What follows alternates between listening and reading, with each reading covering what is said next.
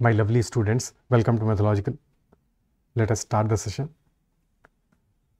So first question, in the figure, number in any cell is obtained by adding two numbers in the cells directly below it.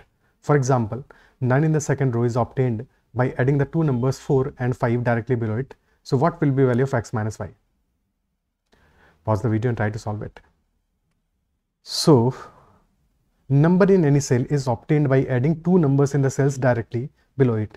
So for example, 9 is obtained by adding 4 and 5.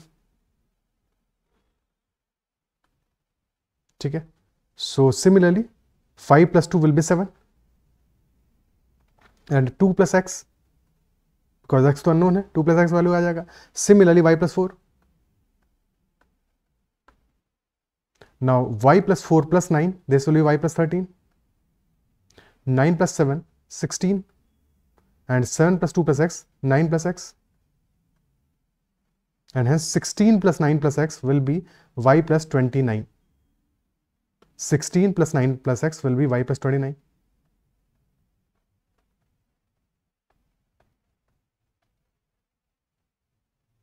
So x minus y will be equal to 29 minus 25. 16 plus 9, 25. So this will be equal to 4. Answer आ जाएगा option C, x minus Y is equal to 4. Okay, clear है. अगर x और y की values find out करना होता, सो y plus 13 plus 16 will be y plus 29 and hence y plus 29 plus y plus 29 will be 68. So 2 times of y plus 29 is 68 and hence y plus 29 will be 34 and y will be equal to 5 and y equal to 4 आ गया, x minus y है 4. So y equal to 5 आ गया, x minus y 4 है, x will be equal to 9. So y will be equal to 5 and x will be equal to 9 in this case. Is that clear? ठीक है. Next question. A 3-digit number has digits in strictly descending order, decreasing order, एक ही बात है. And number is divisible by 3 consecutive prime numbers a, b and c. By changing the places of some digits, a new 3-digit number is constructed in such a way that the new number is divisible by product of the 3 prime numbers a, b, c. How many numbers will satisfy the given condition if it is known that a plus b plus c is equal to 10? So a, b, c are 3 consecutive prime numbers और उनका सम कितना है, 10 आ रहा है. तो सम is 10. Prime numbers क्या होंगे हमारे, 2, 3 and 5. 3 consecutive prime numbers 2, 3 and 5 होंगे. ठीक है. सो 3-digit number is divisible by these 3 consecutive prime numbers 2, 3 and 5. So if number is divisible by 2, 3 and 5 और prime numbers हमेशा को प्राइम होते हैं, so this must be divisible by 2 into 3 into 5. Isn't it so? If 3-digit number is divisible by 3 prime numbers a, b and c, तो this must also be divisible by a into b into c, यानी कि 2 into 3 into 5. So divisible by 2 into 3 into 5, which is 30. So our 3-digit number will be divisible by 30. And when we are changing the place of some digits, तो जो नया 3-digit number बना है, that is also divisible by the product of 3 prime numbers a, b, c, यानी कि that is also divisible by 30. Let us say number हमारा initially है PQ0. एक सेकेंड, PQ0 लिखने से पहले एक बात और डिस्कस करना है. PQ0 तो हो गई, बट द पॉइंट इज, देखो, if our number is divisible by 30, that is also divisible by 10. 30 से डिविजिबल है, 10 से भी डिविजिबल होगा. और अगर 10 से डिविजिबल है तो यूनिट डिजिट पे क्या आएगा, 0 आएगा फॉर श्योर. तो यूनिट डिजिट वाला प्लेस तो हमारा कंफर्म हो गया कि यूनिट डिजिट पे तो 0 आने वाला है. तो अगर नंबर हमारा PQR होता तो R must be equal to 0 as number is divisible by 10.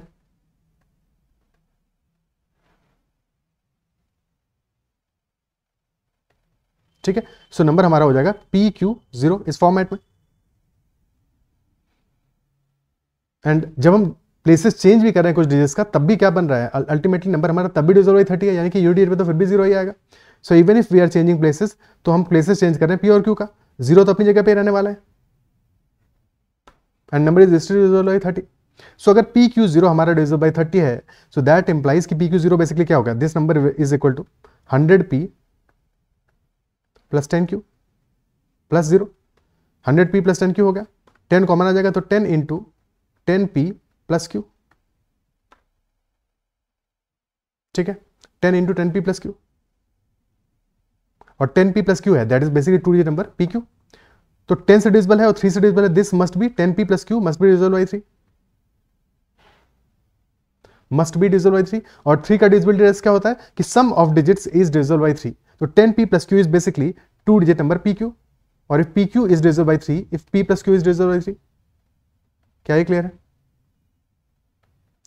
Divisibility test of any number by 3 is कि sum of digits should be divisible by 3, यानी कि p plus q should be divisible by 3, that is for sure. और यही same process जब उल्टा करोगे, p q की जगह qp कर दोगे, तब भी यही सेम चीज है, यानी कि p प्लस q अगर डिविजिबल बाई 3 है तो q प्लस p भी डिविजिबल बाई 3 होगा। ठीक है, सो हमें सिर्फ और सिर्फ आइडेंटिफाई करना है कि कितनी वैल्यूज हमें मिल सकती हैं for p and q such that p plus q is divisible by 3। An important condition initially that 3 digit number has digits in strictly decreasing order. So if digits are in strictly decreasing order, that implies that first digit p will be greater than q, q will be greater than 0. ठीक है, so q cannot be 0 and p has to be greater than q. Is that clear? And p plus q is divisible by 3. क्या ये बातें समझ में आती हैं? क्योंकि इतना बात समझ पा रहे हो तो फिर क्वेश्चन सॉल्व हो जाएगा इसके बाद में, because p plus q divisible by 3 है। क्या क्या केसेस बनेंगे? फर्स्ट कंडीशन है p is greater than q, q is greater than 0 and p plus q is a multiple of 3. तो p plus q can be equal to 3 or this can be equal to 6 or this can be equal to 9 or can be equal to 12 or it can be equal to 15. 18 के बराबर नहीं हो सकता है because p plus q can be 18, but the point is कि p has to be greater than q.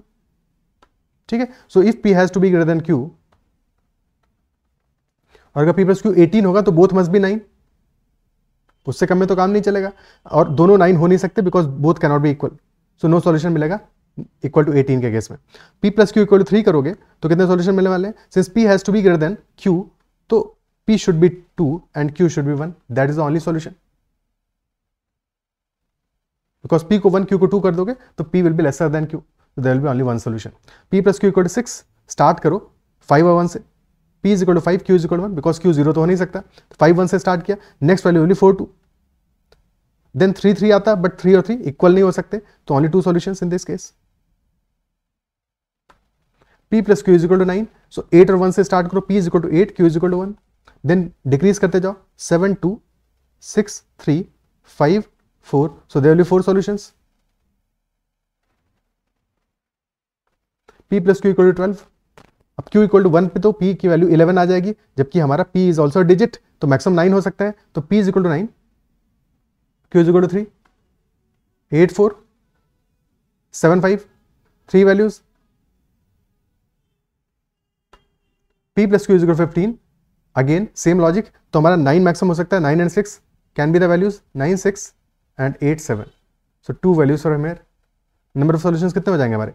1 plus 2 plus 4 plus 3 plus 2. So total solutions will be 12. Answer will be option D, 12. क्या ये clear है? Okay, ठीक है, is that part clear? Next question करते हैं।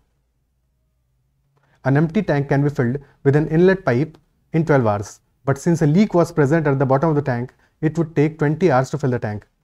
If the tank was 50% full and inlet pipe was opened at 6 AM and then closed at 3 PM, then at what time the tank would be empty again? Tank initially empty है, and empty tank can be filled by inlet pipe in 12 hours.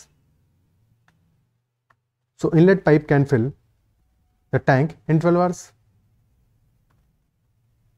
While there is also a leak at the bottom of the tank, and due to that leak, inlet pipe fill कर रहा है, leak empty कर रहा है, तो जब दोनों साथ में काम कर रहे हैं, बिकॉज लीक तो लीक कर रहा है, लीकेज कर रहा है, और इसकी वजह से जो हमारा वाटर एम्प्टी हो रहा है और इनलेट पाइप इज फिलिंग, तो inlet pipe plus leakage both are working, so total time taken is 20 hours.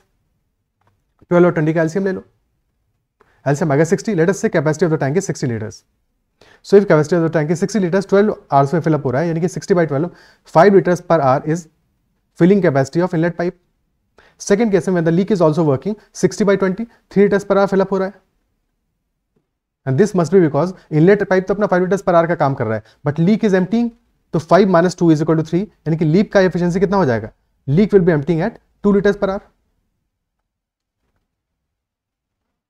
Okay, क्योंकि एम्प्टी कर रहा है, that is by -2 litres per our,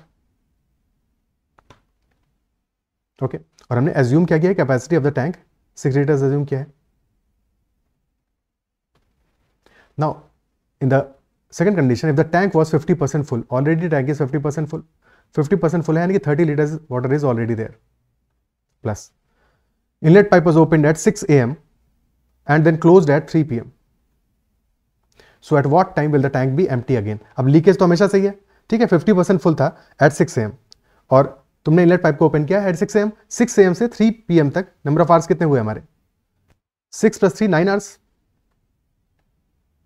And for these 9 hours, inlet pipe as well as the leakage both are working. ठीक है, तो 9 hours में कितना fill up होगा? 9 hours में it will be filling up 3 hours 3 liters per hour, because दोनों साथ में काम कर रहे हैं.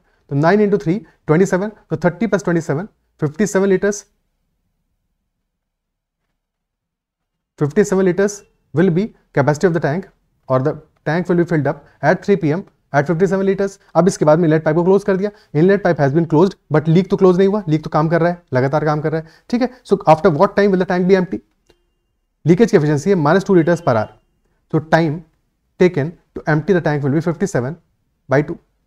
Because 57 liter empty करना है, 28.5 hours will be the answer. 28.5 hours. And 28.5 hours is equal to 24 hours plus 4.5 hours. यानी कि basically 1 day plus 4.5 hours. Isn't it so? और 3 PM के बाद की कहानी है, 3 PM में add 1 day plus 4.5 hours. So this will become 3 + 4 7:30 PM. और क्योंकि एक दिन के बाद की कहानी है, तो 7:30 PM next day will be the time. Option E will be the answer. 7:30 PM next day the tank will be empty again. Okay, clear है?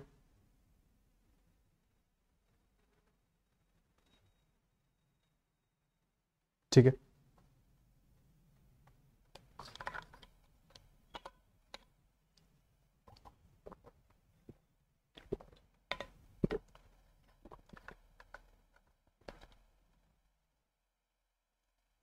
नेक्स्ट क्वेश्चन करते हैं.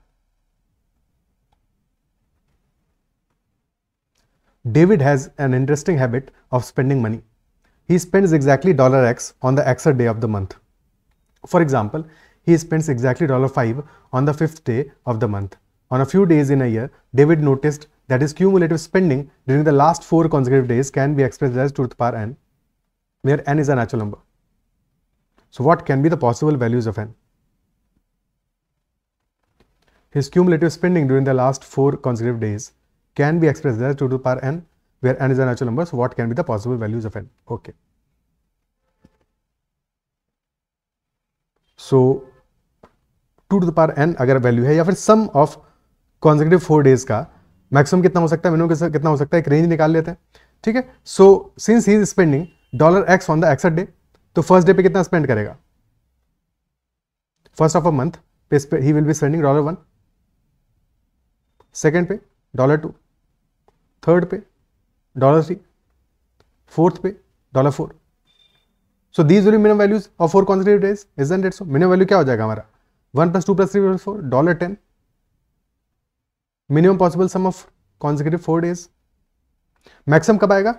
जबकि मंथ के एंड में स्पेंड करे, ठीक है, मंथ के एंड में स्पेंड करे. Maximum can be $31, then $30, $29 and $28. और ये भी तब होगा जबकि मंथ में 31 डेज हो, बिकॉज कुछ मंथ में 31 डेज ही नहीं होंगे, ठीक है. So this can be the maximum value which is equal to 90 $118. Maximum can be $118 and minimum can be $10. So 2 to the power n should be between these two values, between 10 and 118. तो क्या क्या values possible है? 2 to the power 4 is equal to 16, 2 to the power 5 is equal to 32, 2 to the power 6 is equal to 64, 2 to the power 7 हो जाएगा 128. तो these three values are possible only, 16, 32 और 64. इनमें से ही कोई एक सॉल्यूशन होगा. 16, 32, 64 इनमें से ही कोई एक सॉल्यूशन होगा. Isn't it so? क्या ये पार्ट क्लियर है? ठीक है. अब एक और बात डिस्कस कर लेते हैं. If those 4 consecutive days are in the same month, if those 4, क्योंकि ऐसा तो जरूरी नहीं है कि वो सेम मंथ में, ऐसा भी हो सकता है कि 1 month is ending, second month is starting, तो एक मंथ के एंड के कुछ डेज हो और सेकंड मंथ के स्टार्ट के कुछ डेज हो, तो ये भी पॉसिबल है. बट अगर if all the 4 days are from the same month, in that case in that case अगर फर्स्ट डे उसका स्पेंडिंग है x, second day it will be x + 1, third day it will be x + 2 and fourth day it will be x + 3. Total spending आ जाएगा x + x + 1 + x + 2 + x + 3 and this total will be 4x + 6. 4x + 6. So this is a even number. Even तो है, but problem is कि 4x + 6 is not divisible by 4. Even है but not divisible by 4. So अगर ये 4 से divisible नहीं है तो फिर 2 to the power 4, 2 to the power 5, 2 to the power 6 कैसे हो सकता है? Is that even possible? ठीक है. So if this is not divisible by 4, then it cannot be 2 to the power n for sure. नहीं हो सकता, बिकॉज जब 4 से डिविजिबल नहीं है तो क्या ये 2 to the power 4, 2 to the power 5, 2 to the power 6 से डिविजिबल होगा? पॉसिबल ही नहीं है. This implies that for sure these 4 consecutive days are not part of the same month.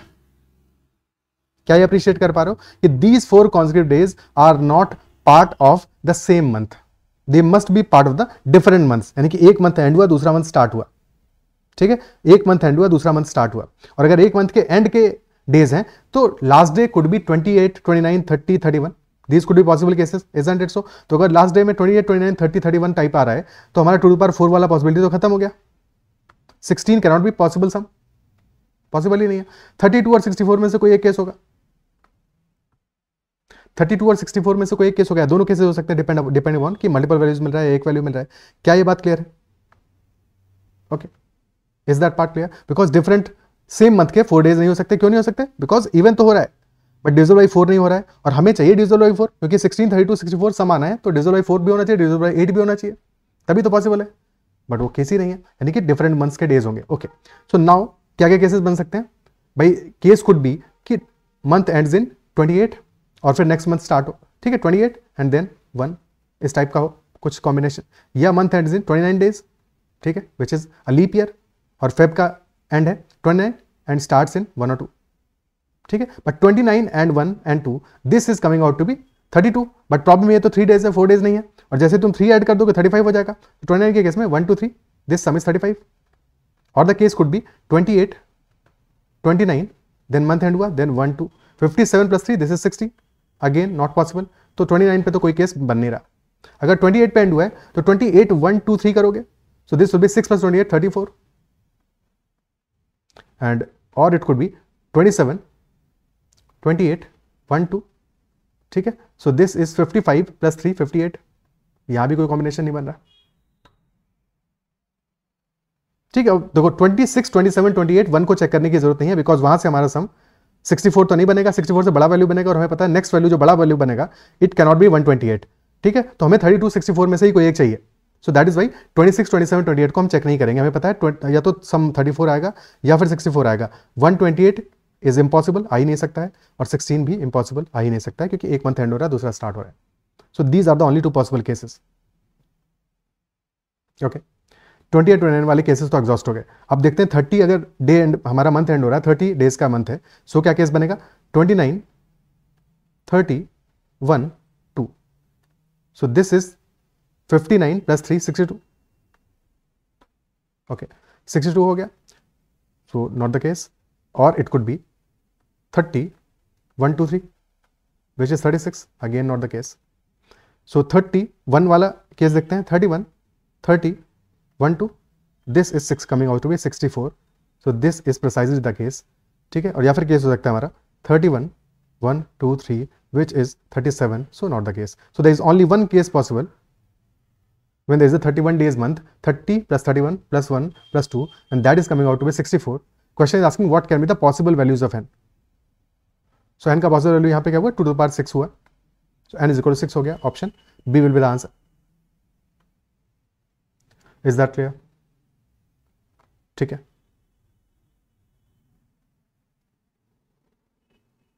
Okay. And this was the previous year question from that. Okay, next question. If x denotes the greatest integer less than or equal to x, then what will be the value of 1/3 का greatest integer function plus 1/3 plus 1/99 का greatest integer function and so on till 1/3 plus 98/99. Pause the video and try to solve it first. So what will be the value of greatest integer function of 1/3? definition of it is that x denotes the greatest integer that is less than or equal to x. Greatest integer less then और equal to x. अब x हमारा 1/3 है जब, तो 1/3 is less than 1. ठीक है, तो greatest integer कौन सा होगा less than equal to 1/3? That will be equal to 0. तो this will be equal to 0. Similarly 1/3 plus 1/99 करोगे, still this is less than 1. अभी तो लेस देन 1 है, so this will also be 0. 1/3 plus 2/99 करोगे, still less than 1 है, so this will still be 0. ठीक है, जब तक ये वैल्यू हमारा लेस देन 1 आता रहेगा तब तक मामला 0 रहेगा. चाहे तुम 1/3 प्लस लेट अस से 65/99 किया तो कितना है? 1/3 is basically 33/99. so this becomes 33 plus 65 which is 98/99 and this is still less than 1. so 1/3 plus 65 by 99, this integral part of this is equal to 0. But जैसे ही तुमने 1/99 और ऐड किया, यानी कि 1/3 प्लस 66/99, बिकॉज अभी था 98/99, अब ये 1/3 plus 66/99, this becomes basically 99/99 which is equal to 1. और जैसे इक्वल टू 1 आया चमका, तुरंत ये वैल्यू आ जाएगा. Integral part of this will be equal to 1 because now this value is equal to 1. ठीक है, अब तुम इसमें 1/99 और ऐड करोगे, so 1/3 plus 67/99, this is equal to 100/99 which is greater than 1. 1 से स्लाइटली बड़ा है बट डेफिनेटली 2 से तो छोटा है, लेस देन 2 भी है. So integral part of this will be also equal to 1. This will also be equal to 1. तो ये तो 1 आ रहा है. लास्ट वैल्यू जो हमारा है 1/3 प्लस 98/99, दिस विल बी 1 से बड़ा होगा बट 2 से छोटा होगा because this value is less than 1. ठीक है, सम क्या आएगा? सम हमारा बिटवीन 1 and 2 है, 2 से छोटा है. So integral part of this will be, integral part will be equal to 1. So for all values from 1/3 plus 66/99 to 1/3 plus 98/99, सारी केसेस में इस फंक्शन का वैल्यू, ग्रेटेस्ट इंटीग्रल फंक्शन का value will be equal to 1. ठीक है, 1 रहेगा. तो बस हमें देखना है कितने वैल्यूज हैं ऐसी. 1/3 plus 66/99 is the smallest value जिसके लिए कि रिजल्ट आ रहा है 1, प्लस 1/3 plus 67/99 के लिए भी वैल्यू रिजल्ट आएगा हमारा equal to 1, and so on till 1/3 plus 98/99 which will also be equal to 1. So कितने बार 1 आएगा? 66 से लेके 98 तक कितनी वैल्यूज होंगी? 98 माइनस 66 प्लस 1 बिकॉज कॉन्सेक्यूटिव है. 66, 67, 68, 69, 70, 71, 72 टिल 98. टोटल वैल्यूज कितना हो जाएगा? टोटल टर्म्स हो जाएंगे हमारे 98 माइनस 66 प्लस 1,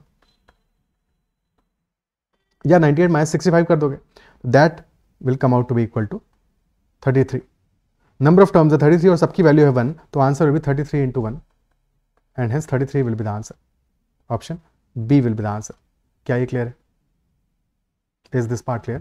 कि option B should be the answer in this case. Okay. ठीक है, नेक्स्ट क्वेश्चन करते हैं.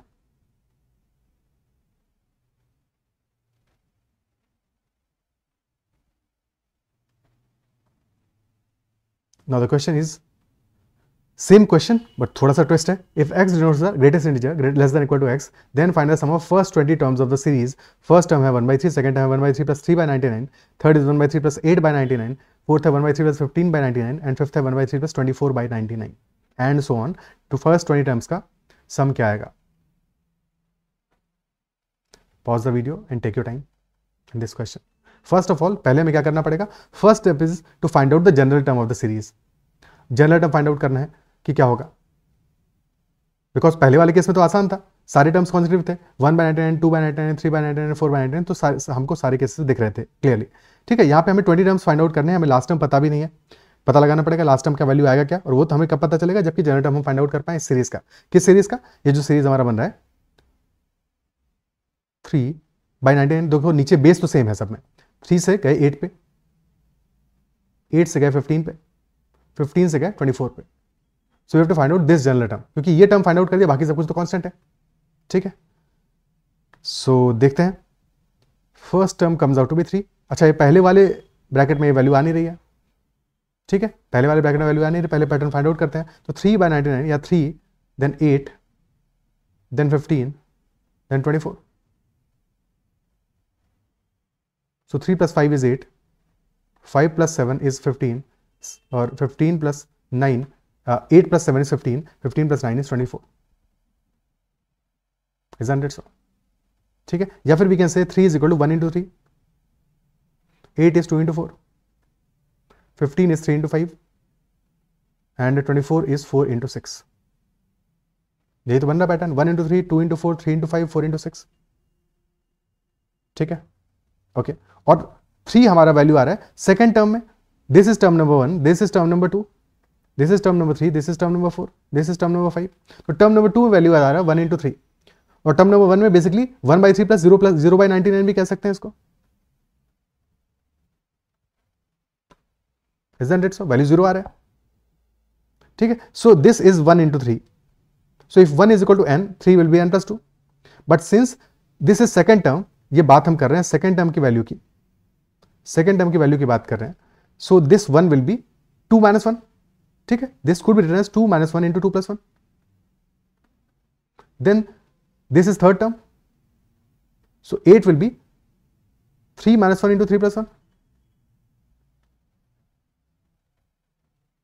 ठीक है, और अगर अकॉर्डिंगली फर्स्ट टर्म पे फाइंड आउट करने की कोशिश करें तो अगर फर्स्ट टर्म में 0 आ रहा है यहाँ से तो बात बन जाएगा, पूरा हमारा सीरीज प्रॉपर्ली बन जाएगा, क्योंकि फर्स्ट टर्म वैल्यू आ जाएगा हमारा this is 2 minus 1 into 2 plus 1. So first term value आना चाहिए 1 minus 1 into 1 plus 1, which will B 0 into 2, which should be 0. And yes, 0 is the case. ठीक है, तो 0, 3, 8, 5, 8, 15, 24, यानी कि this is basically n minus 1 into n plus 1 in general किसी भी term के लिए n minus 1 into n plus 1. This should be the case. ठीक है, तभी तो वैल्यू आ रहा है 3 into 5 यानी कि 4 minus 1 into 4 plus 1, 5 minus 1 into 5 plus 1. तो जनरल टर्म हमारा आ जाएगा 40n n square minus 1.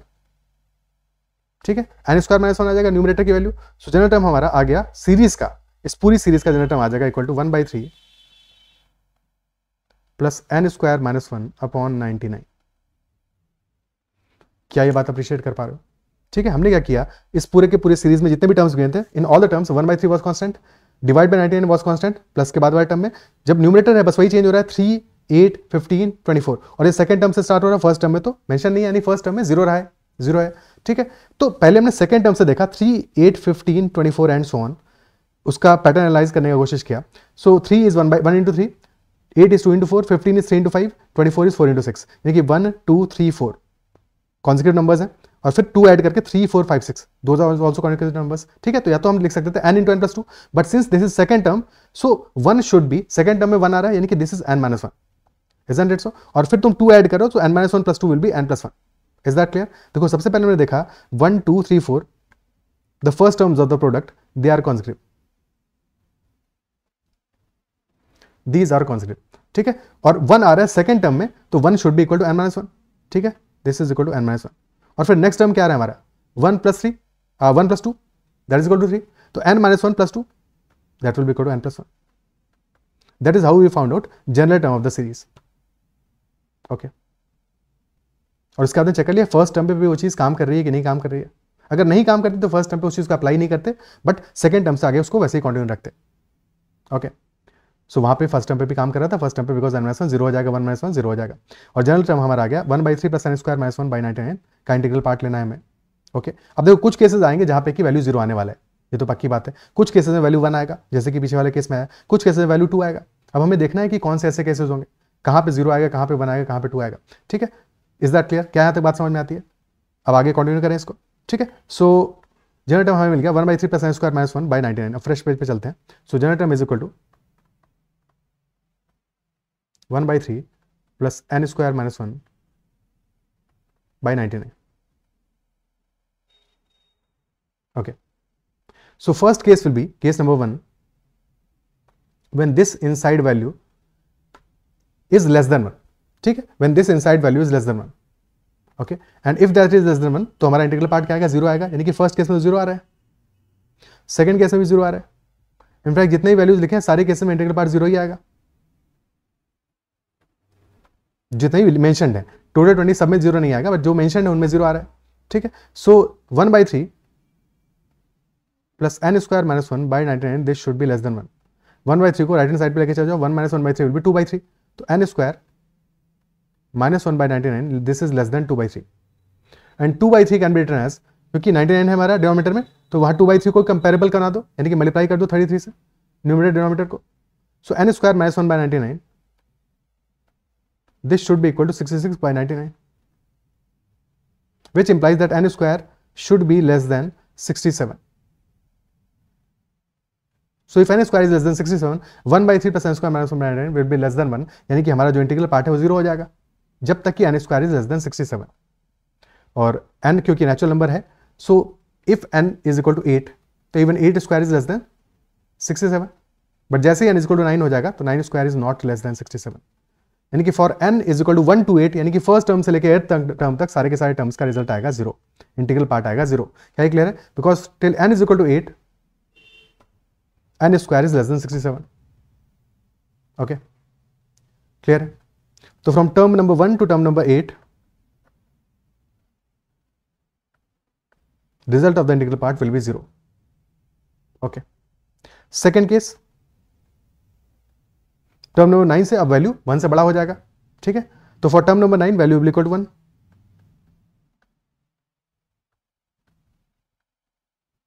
अब देखना है 2 से छोटा कब तक रहेगा. ठीक है, तो 1 by 3 plus n square minus 1 by 99, this should B less then 2. But दोबारा से ऐसे कैलकुलेशन करने से बेटर क्या है, हमने क्या किया, 1 में 1 ऐड किया है. ठीक है, 1 ऐड कर रहे हो तुम. ठीक है, सो अल्टीमेटली क्या होगा तुम्हारा, इफेक्टिवली ये समझो कि देखो 1 by 3 plus n square minus 1 by 99.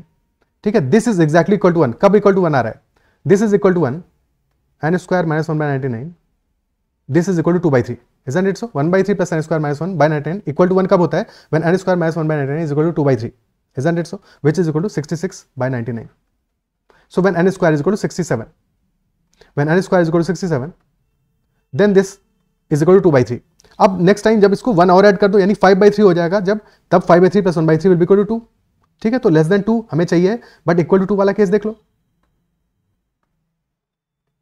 Equal to कब होगा, when this is equal to 5 by 3, और विच इज इक्वल टू 33 से मल्टीप्लाई कर दो. 33 इंटू 5 165 by 99, 165 by 99. और बेसिकली पहले वाले केस में तुम बस 99 ऐड कर दो, because 99 by 99 is equal to 1. तो बस 1 ऐड कर दोगे, 99 ऐड कर दोगे तो 9 स्क्वायर हमारा. सेकंड केस पे क्या चाहिए, 66 प्लस 99, 67 प्लस 99 दैट इज 166. तो सेकंड केस में this condition will be followed if n square is less then 166. पहले कंडीशन में हमने क्या किया है, 99 ऐड कर दिया, बिकॉज 1 से हम 2 पे पहुंच गए हैं. क्या ये पैटर्न समझ पा रहे हो? अदरवाइज हर बार कैलकुलेशन करोगे. ठीक है, n स्क्वायर लेस देन 67 आया तो हमारा इंटीग्रल पार्ट विल बी 0. अब n square less than 67 plus 99 होगा तो integral part will be equal to 1.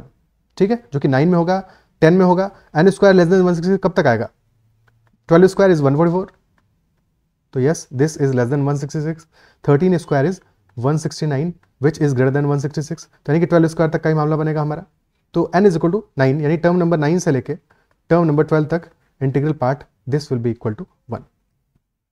क्या ये क्लियर है? ठीक है,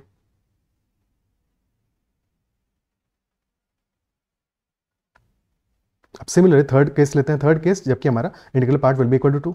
कब से स्टार्ट होगा, 13 से स्टार्ट होगा.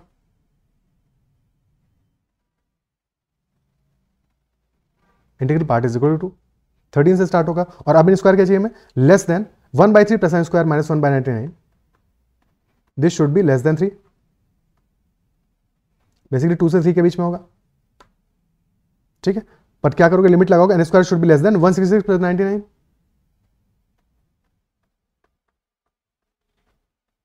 n square will be less than 265. Now 16 square होता है 256. So this is less than 265, but 17 square is 289, which is greater than 265. तो यानी कि 16 स्क्वायर तक का ही लिमिट चाहिए हमें, तक की वैल्यूज पे ये काम करेगा. 12 तक की वैल्यूज हम ऑलरेडी रह चुके थे जिन पे इंटीग्रल पार्ट 1 आ रहा है. तो टर्म नंबर 13 से लेकर टर्म नंबर 16 तक integral part will be equal to 3, sorry will be equal to 2, will be equal to 2. Now fourth case, when integral part will be equal to 3, कब होगा, 1 by 3. अब देखो बार बार ये तुम लिखोगे नहीं, मैं तुम्हें समझाने के लिए बार बार लिख रहा हूँ. तुम 3 से लेकर 4 के बीच में का नहीं लिखोगे, तुम स्ट्रेट अवे क्या लिखोगे, n square less than 265 plus 99. So n square will be less than 364 and 18 square is 324, चलेगा because that is less than 364. 19 square is 361, ये भी चलेगा. But 40 square, sorry 20 square is equal to 400 and that is greater than, तो ये नहीं चलेगा. ठीक है, तो टर्म नंबर 17 से लेकर टर्म नंबर 19 तक integral part will be equal to 3, और लास्ट वैल्यू जो बचेगा हमारा term number 20, for that integral part will be equal to 4, because sine square हमारा कितना आ रहा है 400 आ रहा है, वो जो कि 364 से बड़ा है और 463 से छोटा है, यानी नेक्स्ट जो हमारा लिमिट आ रहा है, तो इस केस में आएगा integral part equal to 4। Clear है? तो टोटल सम कितना आने वाला है हमारा for term number 1 to term number 8, total sum आ रहा है 0, 0 इंटू 8 0 आएगा, 9 से लेकर 12 तक, 9 से लेकर 12 तक 1 आएगा, 13 से लेकर 16 तक 2 आएगा, ठीक है, और फिर 17 से लेकर 19 तक 3 आएगा, और फिर for 20 this will be equal to 4। तो सम आ गया 9 से लेकर 12 तक की वैल्यूज कितना है 9, 10, 11, 12 4 वैल्यूज है, तो 4 into 1 plus 13, 14, 15, 16 4 into 2 plus 3 into 3 plus 1 into 4, so that is 4 plus 8 plus 9 plus 4, so that is 25. Answer will be 25. एक सेकेंड, ऑप्शंस नहीं चेंज किए क्या? ऑप्शंस रह गए, ठीक है, ऑप्शन से गलत लिखे हुए, answer will B 25. Okay, answer actually पिछले क्वेश्चन के ऑप्शंस पिछले क्वेश्चन का ही रह गया ना, ऑप्शन चेंज ही नहीं हुए. Answer will B 25 in this case. Okay, clear है? ठीक है, sorry for the options change होना ही रह गए, वो किए होंगे बट पता नहीं क्या हुआ, वो स्लाइड डिलीट हुआ या जो भी हुआ. Answer will B 25 in this case. Okay, next question. A water tank has the shape of an inverted right circular cone. The height of the conical tank is 4 meters and the surface area of the top of the tank is 16 pi meters square. The water tank has an outlet pipe at a height of 2 meters. Ranu fills the empty water tank every morning at 9 a.m. by an inlet pipe and the tank gets filled completely by 11 a.m. On Sunday, she switched on the inlet pipe at 9:30 a.m. but she forgot to close the outlet pipe. At what time will the tank get filled completely if the ratio of efficiencies of inlet pipe and outlet pipe is 2:1? Okay, so there is a water tank in the shape of an inverted right circular cone.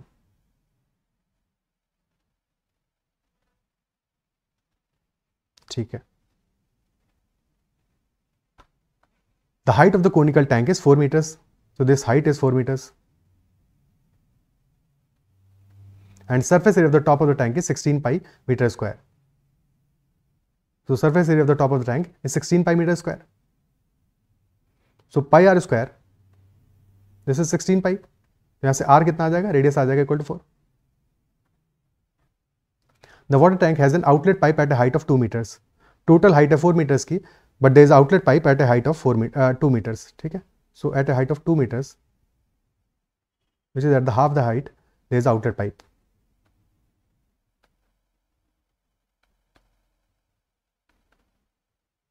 Ranu fills the empty water tank every morning at 9 a.m. via an inlet pipe and tank gets completely filled at 11 a.m. तो 9 से 11 2 hours में tank gets completely filled. ठीक है, 2 hours में tank gets completely filled. On Sunday, she switched on the inlet pipe at 9:30. 9 के बजाय 9:30 पे switch on किया, but she forgot to close the outlet pipe. At what time will the tank gets filled completely? क्योंकि inlet pipe भी work करेगा, outlet pipe भी खुला है तो भी वर्क करेगा. ठीक है, so at what time will the tank gets filled completely if the ratio of efficiencies of inlet and outlet pipe is 2:1? Okay. The efficiencies का ratio is given for inlet pipe and outlet pipe, and that is 2:1. And inlet pipe is taking 2 hours to completely fill the tank. 2 hours लग रहा है.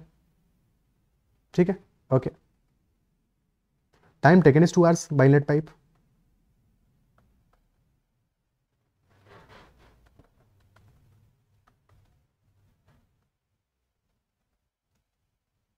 Okay, late us say capacity assume कर लेते हैं, efficiency 2 और 1 है तो 2 litres पर आर मान लेते हैं for inlet pipe and 1 litre पर आर फॉर आउटलेट पाइप. ये तो डिक्रीज करेगा, नेगेटिव वर्क करेगा आउटलेट पाइप तो. ठीक है, तो 2 लीटर्स पर आर इज एफिशिएंसी और 2 आर से फिलअप हो रहा है तो कैपेसिटी कितना हो जाएगा अपना, capacity of the tank will be 2 × 2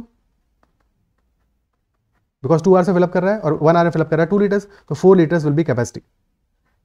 total capacity is equal to 4 litres. ये अज्यूम कर लेते हैं. एक्चुअल क्या है उससे फर्क नहीं पड़ता. ठीक है, इन दिस केस हमें एक्चुअल में कोन के वॉल्यूम की जरूरत नहीं है, बट हाँ कोन का कॉन्सेप्ट जरूर अप्लाई करना पड़ेगा. बिकॉज अब देखो यहाँ पे फर्क क्या पड़ेगा. When you will be starting filling the tank, ठीक है, at 9:30 AM when she switched on, तो स्विच ऑन किया टैंक फिलअप होना स्टार्ट होगा, ठीक है। अब जब तक टैंक में पानी इस लेवल तक नहीं आ जाएगा, हाफ द लेवल तक पानी नहीं आ जाएगा, तब तक टैंक से लीकेज स्टार्ट नहीं होगा, बिकॉज आउटलेट पाइप हमारा एट हाफ द लेवल है। जब तक वहां पे पानी नहीं आएगा तब तक लीकेज कैसे करेगा? वो लीकेज तो तभी कर पाएगा जब पानी का लेवल वहां तक पहुंच जाएगा, इजंट इट सो?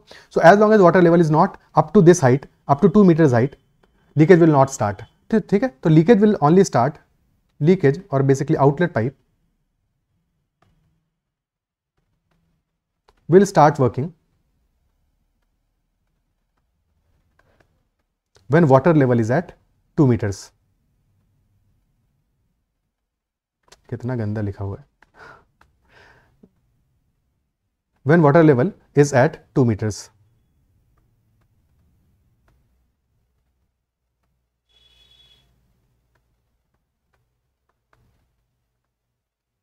ओके, उससे पहले तो लीकेज होना स्टार्ट नहीं होगा। क्या क्लियर है? अब देखो, क्योंकि सिंस दिस अ कोन, तो कोन के केस में क्या होगा कि our radius at this position will be proportional to height, radius और हाइट प्रोपोर्शनल होंगे, बिकॉज यहां पे अगर तुम प्रॉपर्ली ड्रॉ करोगे ट्रायंगल, तो these are similar triangles, isn't it so? Similar triangles बनेंगे तो radius will be proportional to height at this height, ठीक है। So at the top radius is 4 centimeter, 4 meter, height is also 4 meter, so at this level height is 2 meters and radius will also be 2 meters. Proportional होगा, तो volume हमारा क्या होगा? Volume will proportional to 1/3 pi square H, isn't it so? तो volume will proportional to R square into H, क्योंकि 1/3 पाई जो constant है। क्या क्लियर है? ठीक है। सो हाफ द हाइट तक वॉल्यूम क्या होगा? वॉल्यूम का अगर हम रेशियो देखें इन ए कोन,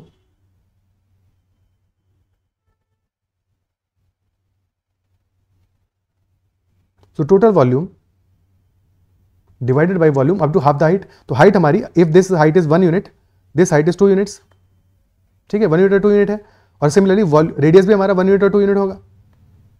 तो वॉल्यूम का रेशियो क्या होगा? Volume if up to this height, this volume is let us say V1 and total volume is V, तो V to V1 क्या आ जाएगा हमारा?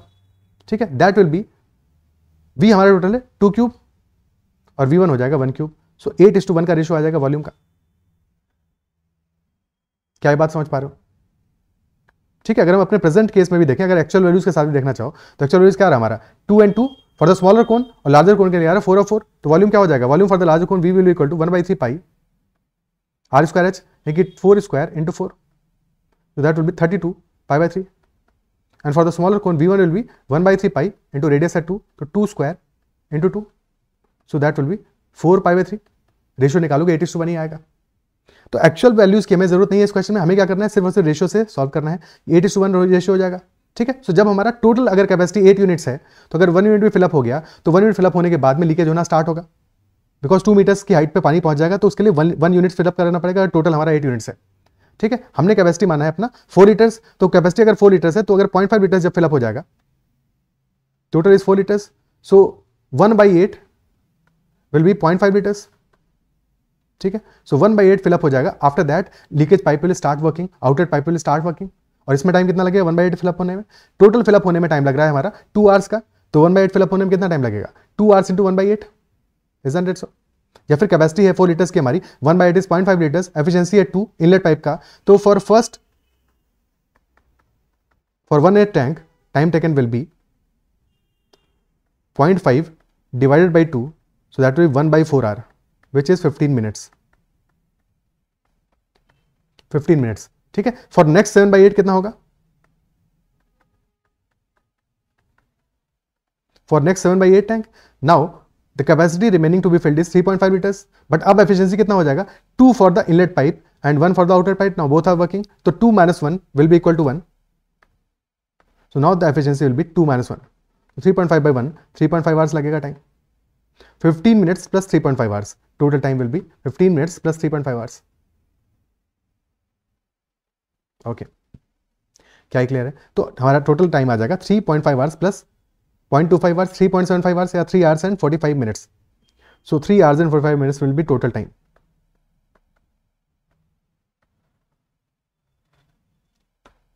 and she started it at 9:30, so 9:30 plus 4 hours होते 1:30 minus 15, 1:15 PM will be the answer, option D will be the answer. At 1:15 PM the tank will be filled completely, isn't it so? Is that clear? ठीक है। At 115 the tank will be filled completely. ठीक है,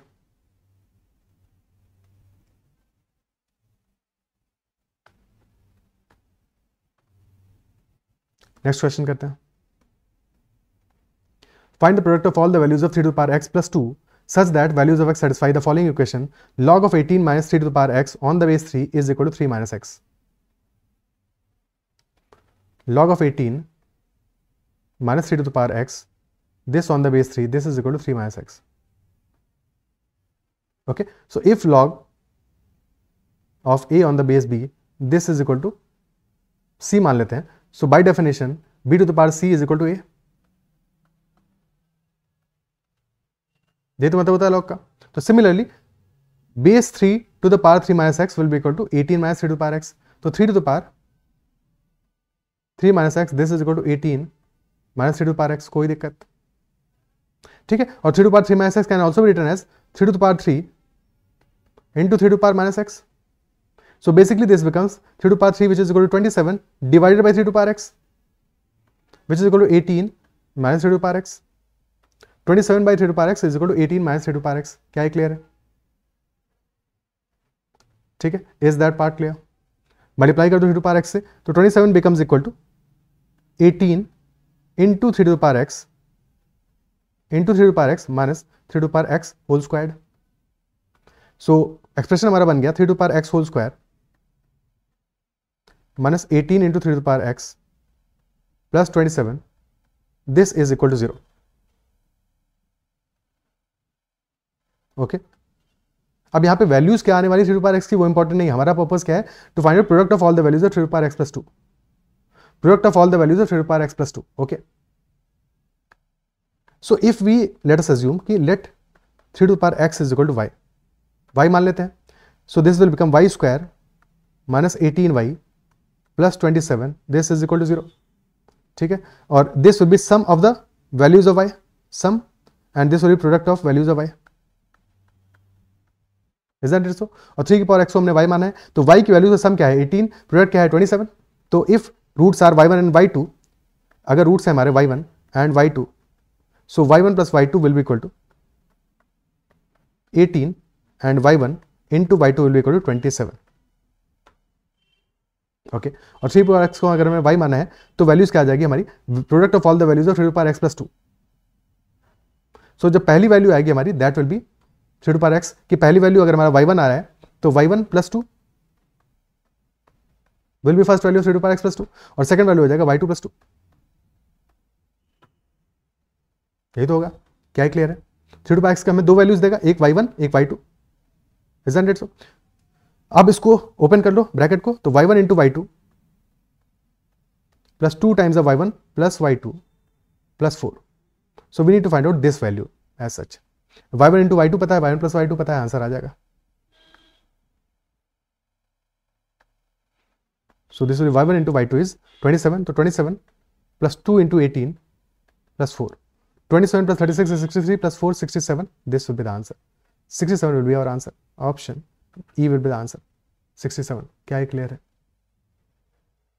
ठीक है, answer आ जाएगा इन this case 67. अगर values निकालना चाहते हो निकाल भी सकते थे, बट क्वेश्चन में जरूरत नहीं है, डिमांड नहीं कर रहा है क्वेश्चन हमसे डिमांड कर रहा है 3 x plus 2 का सारे पॉसिबल वैल्यूज का प्रोडक्ट, तो डायरेक्टली हमें आंसर मिल रहा है. अगर निकालना होता तो भी कोई दिक्कत नहीं थी भाई. वैल्यू क्या आ जाएगा हमारा? y square minus 18y plus 27 is equal to 0. तो y will be equal to minus b यानी 18 plus minus root of b square which is 18 square minus 2ac. ठीक है, माइनस 4ac, सॉरी 2 नहीं 4ac, minus 4 into 27 divide by 2a, a is equal to 1. ठीक है, so this comes out to be equal to 9 plus minus root of 9 square minus 27 यानी root of 9 square minus 27 root of 54 which will be 3 root 6. 9 plus minus 3 root 6. Okay, y की दोनों values हमें मिल गए, 9 minus 3 to 6 and 9 plus 3 to 6. अब तुम y1 plus y2 और y1 into y2 ऐसे निकाल लो. ठीक है, दोनों वैल्यूज हमें मिली गई हैं. क्लियर है? Okay,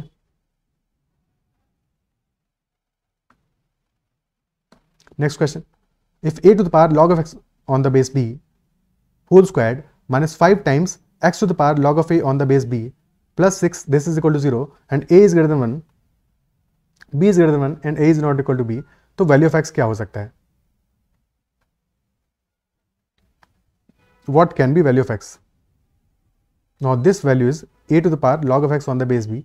This is x to the power log of a on the base b. पहली प्रॉपर्टी जो पता होनी चाहिए to solve this question, and that property is that if we have, let us say, a to the power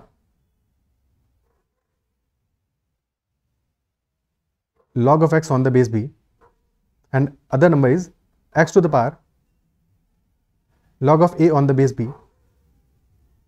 ठीक है, basically a and x are interchanged, so then these two values are equal. In that case these two values are equal. अब कैसे equal करोगे? देखो दोनों cases में दोनों side में लॉग ले लो और लॉग ले लो बेस बी पे. ठीक है, तो जैसे ही लॉग ले लोगे बेस बी पे तो this will become log of a on the base b. ठीक है, ये वैल्यू आ जाएगा. अब ये जो पावर है इसको बाहर लेके आ जाओ. This will become log of x on the base b multiplied by log of a on the base b. यही तो बचेगा. और राइट हैंड साइड में लॉग लोगे तो this value will be log of, again power को बाहर लेके आ जाओगे, so this will become log of a on the base b multiplied by log of x on the base b. So isn't both equal? क्या दोनों equal नहीं है? Isn't it so? दोनों इक्वल हैं, both are equal. So that is why the important property that you have to understand for this, for solving this question is a to the power log of x on the base b is equal to x to the power log of a on the base b. Both are equal. Both values are equal. Okay. So a to the power log of x on the base b को भी replace कर देते हैं x to the power log of a on the base b से. Okay, ठीक है, क्या ये पार्ट क्लियर है?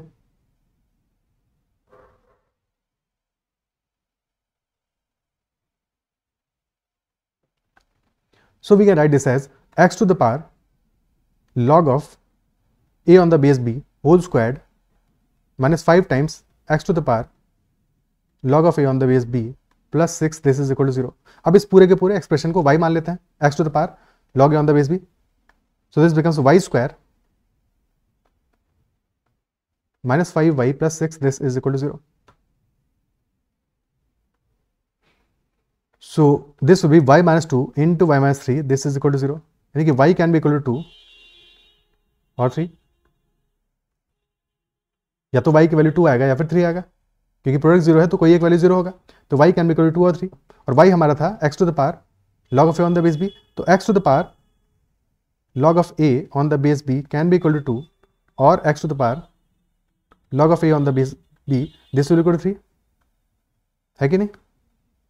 ठीक है, अब पावर को x से लेके चले जाओ 2 के ऊपर. So we can write that x is equal to 2 to the power 1 upon log of a on the base b. 1 upon log of a on the base b, and this is another important property that 1 upon log of a on the base b is equal to log of b on the base a.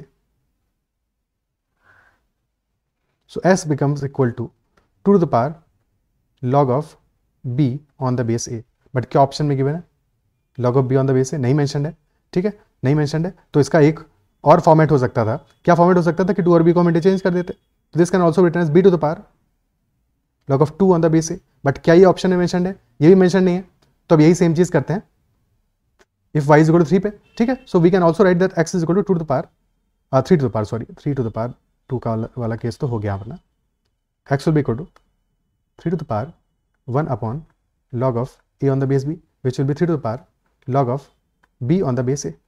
ठीक है, और this can also be written as b to the power log of 3 on the base a. Now option b mentions this value, so this will be the answer. ठीक है, both these values are same, both these values are same, और possible values में दोनों में से कोई भी हो सकता है. तो option B should be the answer because दिखाया एक्स कैन बी. तो पॉसिबल वैल्यू एक वैल्यू है हमारा 3 to power log of b on the base a. Second value could have been 2 to the power log of b on the base a. ठीक है, clear है?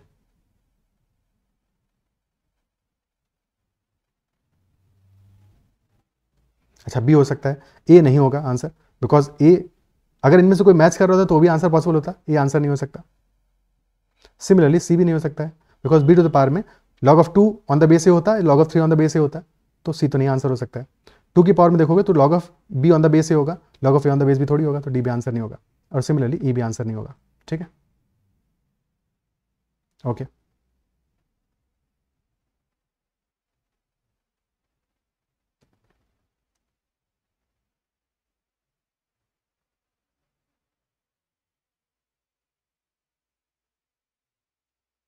Next question. Find the number of integer values k can have such that the equation 7 sin x plus 5 cos x is equal to k plus 1 has a solution. 7 sin x plus 5 cos x is equal to 2k plus 1 has a solution. So you have to find out for how many integer values this is possible. Okay. So क्या answer आएगा हमारा, कैसे solve करोगे? 7 sin x plus 5 cos x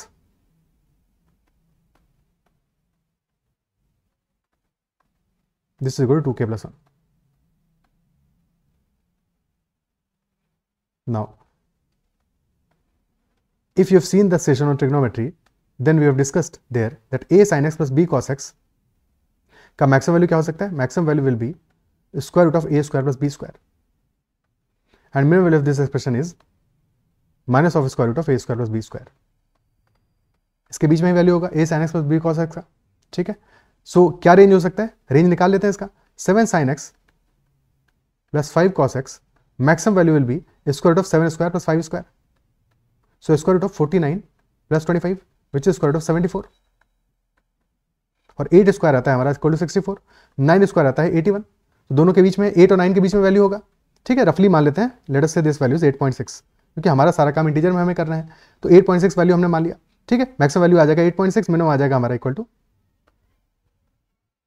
minus 8.6 and maximum will be plus 8.6. So this will be between 7 sin x plus 5 cos x. This will be between minus 8.6 and plus 8.6. देखो rough values हैं, ठीक है. इनका estimated मतलब समझ लो minus 8.6 से plus 8.6 के बीच में. और 2k plus 1 तो इंटीजर होगा बिकॉज k इंटीजर है.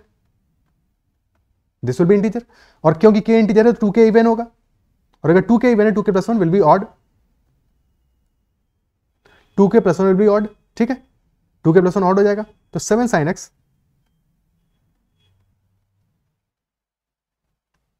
plus 5 cos x, this is between minus 8.6 and plus 8.6, and this is equal to odd value. And if this is equal to odd value, तो हमें odd values ही देखनी है. इनके बीच में कौन सी odd values आ रही हैं? माइनस 8.6 के बाद नेक्स्ट वैल्यू आएगा -8, ठीक है. -8.6 से प्लस 8.6 के बीच में -8 आएगा, बट -8 तो ऑड नहीं है. -7 could be a possible option, -5 could be another, -3, -1, और दिस कुड बी +1, +3, +5 एंड +7. सो कितने केसेस बने? 8 possible cases.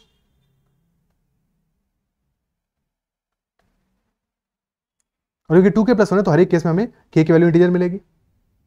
Every case, in every case will be getting k का वैल्यू इंटीजर, ठीक है. k की वैल्यूज क्या आएंगी? Because these are values for 2k + 1. सो k की वैल्यू क्या आ जाएगा? निकालनी नहीं, हमें कितना चाहिए? 8 possible cases, answer will be 8 only. अगर वैल्यूज हमें निकालनी होती तो निकाल लेते हैं, ठीक है. 2k + 1 अगर -7 होगा, 2k will be -8, k will be -4. 2k + 1 -5 होगा, 2k will be -6, k will be -3, then -2, then -1, 0, 1, 2, 3. So these will be all the 8 values. Clear है? Okay.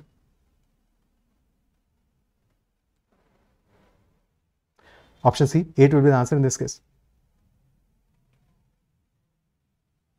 अच्छा, k की वैल्यूज इसलिए निकाली है, एक रीजन ये भी है कि sum of all values of k is not equal to 0.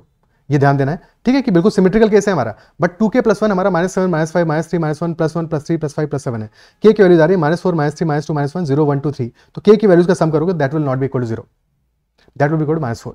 तो sum of all values of k is equal to -4 in this case. Okay. और टोटल वैल्यूज जो हमारी k की आ रही है, that is equal to 8. Total integral values of k, that is equal to 8.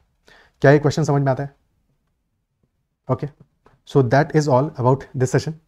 And I believe कि जो भी क्वेश्चन डिस्कस किए सेशन में, उन सारे के सारे क्वेश्चन से बहुत कुछ सीखने को मिला होगा. And all question are a mix of some question are algebra and trigonometry का मिक्स. कोई क्वेश्चन है, कोई क्वेश्चन था mensuration plus time and work. And similarly all questions were a good mix of many important topics. So I believe session में बहुत कुछ सीखने को मिला होगा और चीज़ें समझ में आई होंगी. If there is any doubt in any question, तो एक बार कमेंट में जरूर मेंशन करना कि तुम्हें क्या डाउट रहा, ठीक है. So will try to resolve that doubt as well. And if you like the session, then make sure to hit the like button as well. And also give your feedback in the comments. That is all for this session. Bye bye. Take care and keep learning. And you can also message me on Telegram at ADITYKT. That's all. Take care.